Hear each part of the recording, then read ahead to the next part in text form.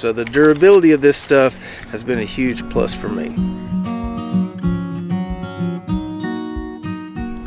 What's up, Lazy Dog fam? Hope all y'all are having an awesome day. It is Friday, December 15th here in South Georgia, and on today's video we're going to do something I didn't think I was going to do, but I'm going to do it anyway. Going to get some more garlic planted.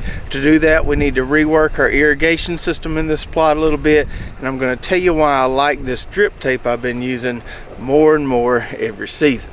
So we've been slowly transitioning this plot from warm season veggies to cool season veggies. Finally got the last of the warm season crops out of here earlier this week. And so the last thing to go was those chocolate ghost pepper plants, which were just massive.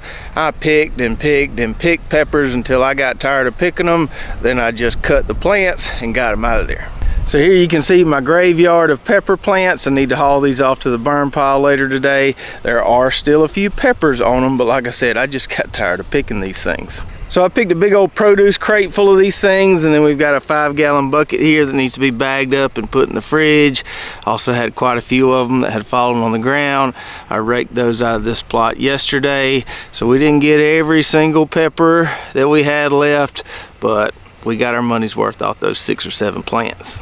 Now back in late November, early December, before we cleared everything out of this plot, we cleared us just enough room here to plant 3 double rows of elephant garlic. And you can see there, that stuff is starting to pop through the soil. I did have to kind of rework my bed situation here though. So not long after we planted this elephant garlic, before it had even started to sprout, we got a good bit of rain and it washed out this plot a little bit and uncovered a good many of the cloves that I planted. So I knew I was going to have to mound up some soil to get them recovered, and there's still a few of them here exposed. So what I did was made a little trench here and kind of healed up 3 mounds on these double rows. Down towards the end of the row, everything looks good. Definitely need to add a little more soil here. I also had to scrape a little bit of soil off the top of the rest of this plot, mound it up here. I probably just need to come in these furrows here, fill those in with some compost, and cover up the rest of these exposed cloves. So with the exception of having to manually form those beds, this garlic is doing pretty well. Not every clove we planted has sprouted yet, but a majority of them have. And so today we're going to get 1 more row of garlic planted. Going to plant some soft-necked and some hard-necked garlic that I found. I was cleaning off my rack underneath the barn. Didn't know I had that much left, and since I do, figured we might as well get it in the ground. So we're going to put another row right here today where I've already made a furrow, but before we do that, we need to rework our irrigation system a little bit.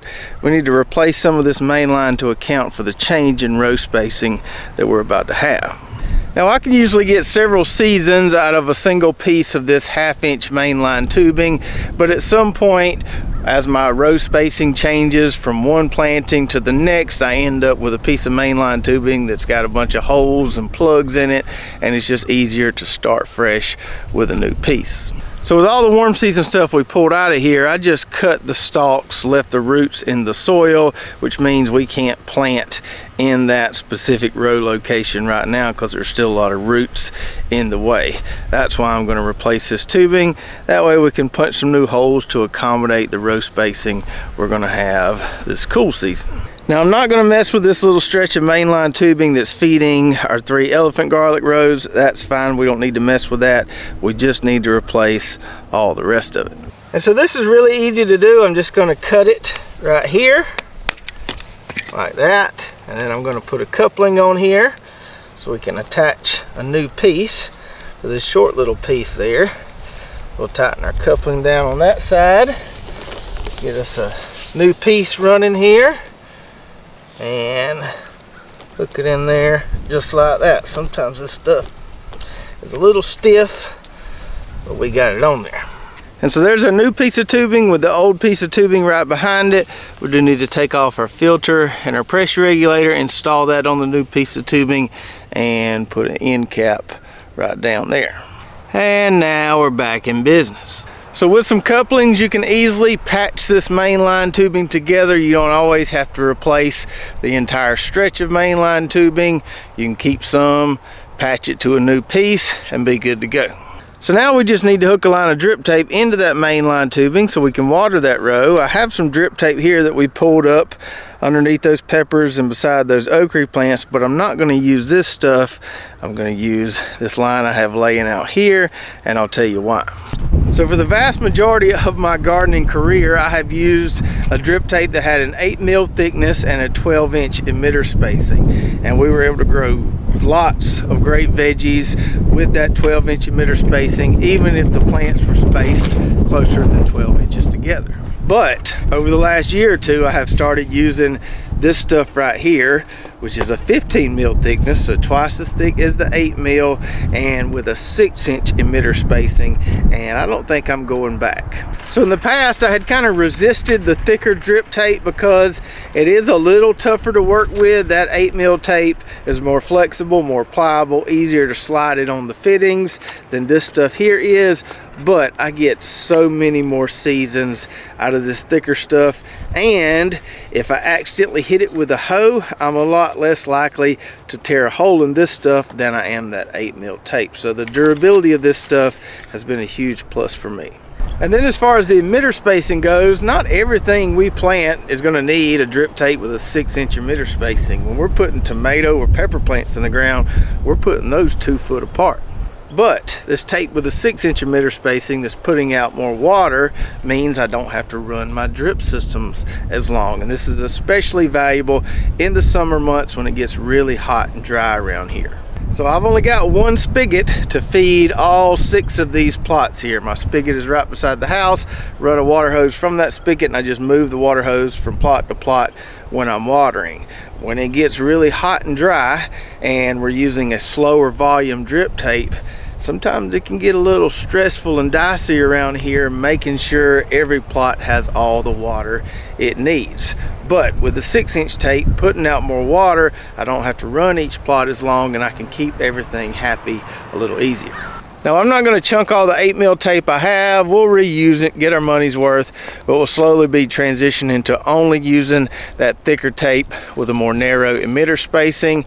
And if you're interested in any of the drip irrigation products we use, whether it be for the in-ground garden, for our raised bed garden, or for our fig trees back there, I've got links in the description below to several different blogs that breaks down all the pieces we use. So now that we've explained why we're doing what we're doing here, we just need to finish out our fad system. We've already got our furrow made. We'll amend that furrow with some coop grow, put the drip tape down in that furrow, hook it up, then cover it up, and we'll be ready to go. And as we like to say down here, now we're cooking with grease. Got our little double row set up there, ready to plant garlic. Now you may be wondering why I gave myself so much space between the elephant garlic and this garlic we're gonna plant today. Why I didn't just put a row right here. Well, I tried, and I realized that dirt was too hard to make a furrow with the wheel hoe. This is that spot where I kind of shaved some compost off the top to make those beds, and it was just too hard to run the plow set through there. That's why we scooted over this way where it was nice and soft. And then as far as our garlic goes, like I told you earlier, we've got 2 different types here. We grew both of these last year. They did okay, not as good as our elephant garlic, but you can see we still got something. And we're probably not going to use all this garlic, so we might as well be sustainable, plant some of it and try to keep them going. So the hardneck variety I have here is one that a viewer sent us last year. I think it's called Spanish Roja or Spanish Rojo, something like that. We grew it in one of those round raised beds, not a whole lot of it, but enough to get a decent little seed stock going. And so the cloves on this are pretty tiny, but I think we've got enough here. I got some more in the buggy to fill out a row. And then the soft neck variety we have here is called Island Star. We grew this the past 2 years. It did really well for us the first year, and then just kind of okay last year, so I'm hoping for some better luck this year. Now supposedly, when you're growing hardneck or soft neck garlic down here in the south, where it doesn't get that cold in the winter, you're supposed to trick the garlic a little bit and put it in the fridge a month or 2 before you plant it. And so that's what I did the last 2 years with this Island Star soft neck variety. And last year when the viewer sent me this hard neck garlic, he had had it in the fridge for a couple months.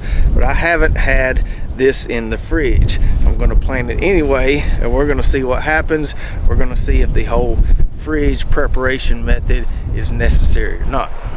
So I'm going to start breaking down this garlic, splitting it into individual cloves for planting, and between the hard neck and the soft neck, I think we'll have enough to fill that double row. And every now and then when you're breaking these apart, you might find 1 or 2 cloves that are just kind of withered to dust. I won't plant those, I'll just chunk them. All the ones that feel good will go in my bucket here and then go in the row here in a minute. All right, so it may not look like we've got a lot there, just half a feed pail full, but since those cloves are so small, that's a decent amount of seed garlic. I think we can make it pretty far down the road with just this hardening. Now, as I told you when we planted that elephant garlic over there, I made a big mistake last year getting in a hurry and not orienting these cloves the right way. Yes, these cloves are tiny and you would think you could just chunk them down in the furrow like that and that sprout's going to find its way up eventually. Shouldn't be an issue. But we did some side by side with it last year and it made a big difference when we put that pointy end up. So yes, it takes more time to do it that way, but I'm going to take the time. That way I get a higher percentage of garlic sprouts here. Going to put these about 6 inches apart and we're going to plant both sides of the double row as we work our way on down here. Now I told y'all there was a lot more garlic in there than what it looked like, and it was even more than I thought. So we got that entire 30-foot double row planted, putting those cloves 6 inches apart, and we still have some left. I'll probably put that in a Ziploc bag, put it in the fridge. So no soft neck going in this row today, all hard neck. So a slight change of plans there, but it may work out for the better. I had a lot more hard neck seed stock than I did soft neck seed stock. Now obviously I need to take my rake and cover up that garlic. I'll do that in a minute. And for the soft neck, I'm thinking maybe we just find a spot in one of these raised beds to plant some of that. Not going to do it today, we'll probably do it in the next few days. And let me know in the comments below what you think about us skipping the whole fridge process. Do you think we've goofed up big time and we're doomed to get skunked? Or are you telling me there's a chance? And as always, you can find that Coop Grow fertilizer on our website at lazydogfarm.com, and you can find those links to our irrigation blogs in the description below. And if you want to learn why I think the elephant garlic is the easiest garlic to grow and see us plant that elephant garlic that's sprouting now, watch this video and we'll show you the whole process. So check that out, and we'll see you next time right here at Lazy Dog Farm.